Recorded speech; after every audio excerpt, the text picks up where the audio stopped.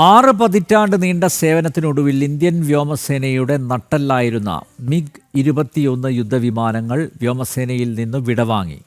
62 വർഷത്തെ സേവനത്തിനിടെ 1971 യുദ്ധം, കാർഗിൽ യുദ്ധം, മറ്റ് നിരവധി ദൗത്യങ്ങൾ എന്നിവയിൽ MiG-21 നിർണായക പങ്ക് വഹിച്ചു. രാജ്യം തദ്ദേശീയമായി വികസിപ്പിക്കുന്ന തേജസ് Mk-1 യുദ്ധവിമാനങ്ങൾ MiG-21 പകരമായി ഉപയോഗിക്കാനാണ് തീരുമാനം.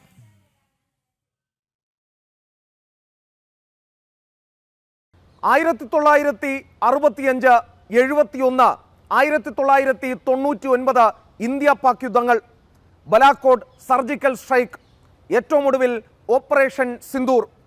രാജ്യത്തിൻ്റെ അഭിമാനം വാനോളമുയർത്തിയ പോരാട്ടങ്ങളിലെല്ലാം ആക്രമണത്തിൻ്റെ കുന്തമുന MiG-21 ആയിരുന്നു. ഏറ്റവും ഒടുവിൽ സുദീർഘമായ രാഷ്ട്രസേവനം അവസാനിപ്പിച്ച് വിരമിക്കലിലേക്ക് എത്തുമ്പോൾ അവശേഷിപ്പിക്കുന്നത് കോരിത്തരിപ്പിക്കുന്ന ഓർമ്മകളാണ്.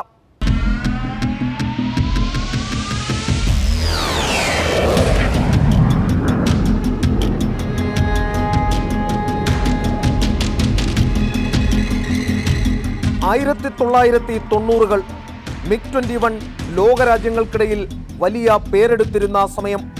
അങ്ങനെയിരിക്കെ 1962 ഇന്ത്യ ചൈന യുദ്ധത്തിന് ശേഷം ഒരു വശത്ത് ചൈനയും മറുവശത്ത് പാകിസ്ഥാനും വലിയ ഭീഷണി ഉയർത്തിക്കൊണ്ടിരുന്നു. ഇതിനെ മറികടക്കാൻ എന്തിനും പോന്നൊരു യുദ്ധവിമാനം വ്യോമസേനയ്ക്ക് അനിവാര്യമായി വന്നു. അങ്ങനെ കൂട്ടായ ആലോചനകൾക്ക് ശേഷം 1963 ഒക്ടോബറിൽ സോവിയറ്റ് യൂണിയനിൽ നിന്ന് ഇന്ത്യ MiG-21 വിമാനങ്ങൾ രാജ്യത്ത് എത്തിച്ചു.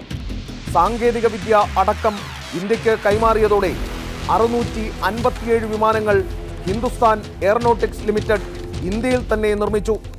അന്നു മുതൽ നാളിന്ന് വരെ ഏകദേശം 900 MiG-21 വിമാനങ്ങൾ വ്യോമസേനയുടെ ഭാഗമായി.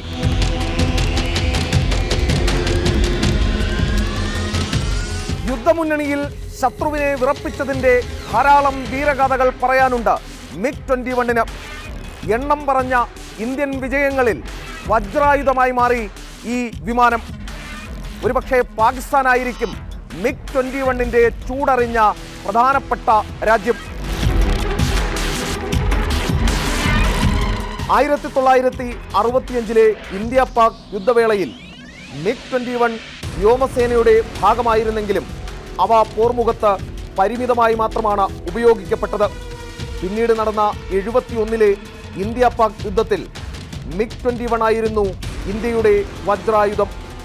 99 കാർഗിൽ യുദ്ധത്തിലും MiG-21 നിർണായക കരുത്തായി.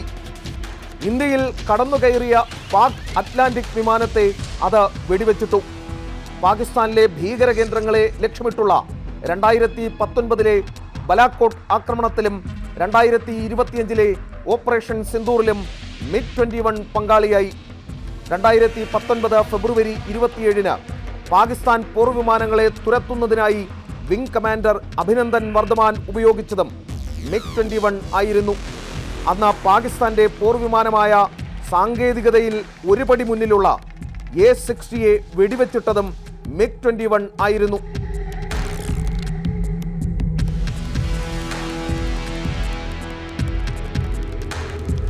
2010 കാലത്ത് റഷ്യൻ നിർമ്മിത സുഖോയ് വിമാനങ്ങൾ അരങ്ങിലെത്തിയതോടെയാണ് MiG-21 വിമാനങ്ങൾ പിൻവലിഞ്ഞു തുടങ്ങിയത്. സാങ്കേതിക തകരാറുകൾ ഒട്ടനേകം പേരുടെ ജീവനെടുത്തു. എങ്കിലും പേരും പെരുമയും ഒട്ടും മങ്ങിയില്ല. 1950കളിൽ അമേരിക്കയും സോവിയറ്റ് യൂണിയനും തമ്മിലുള്ള സംഘർഷങ്ങൾ കലുഷിതമായിരുന്ന കാലത്താണ് MiG-21 യുദ്ധവിമാനത്തിൻ്റെ പിറവി. അമേരിക്കൻ ബോംബറായ ബോയിങ് B-52 നേരിടുകയായിരുന്നു പ്രധാന ലക്ഷ്യം. ഒറ്റ എഞ്ചിൻ യുദ്ധവിമാനമായ MiG-21 ഒരു ചെറുവിമാനമാണ്. ഭാരം കുറഞ്ഞതും പെട്ടെന്ന് ടേക്ക് ഓഫ് ചെയ്യാനും സാധിക്കുന്ന ഇതിന് പരമാവധി പറക്കൽ സമയം 30 മിനിറ്റാണ്. മുകളിലേക്ക് 20 കിലോമീറ്റർ വരെ ഉയർന്ന് അരമണിക്കൂറിനുള്ളിൽ ബോംബിട്ട് തിരികെ എത്താൻ മാത്രം രൂപകൽപ്പന ചെയ്തവയാണ് ഇവ. വ്യോമയാന ചരിത്രത്തിൽ ഏറ്റവും അധികം വിറ്റഴിക്കപ്പെട്ടതും ഇന്ത്യയിൽ കൂടുതൽ കാലം സേവനത്തിലുണ്ടായിരുന്ന യുദ്ധവിമാനവും ഇതാണ്.